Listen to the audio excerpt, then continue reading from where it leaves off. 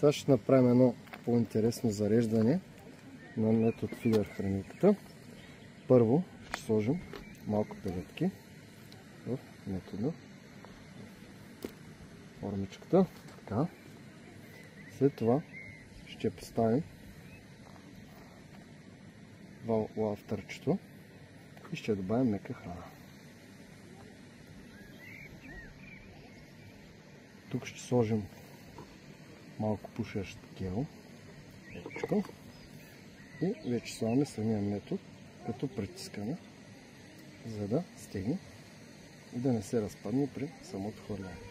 Ето варим перфектно заредена метод фидер хранилка и ще добавим малко пушещ гел отгоре за по-добър ефект. И се получава перфектно. Очаквам време за кълване, в случая минута 2.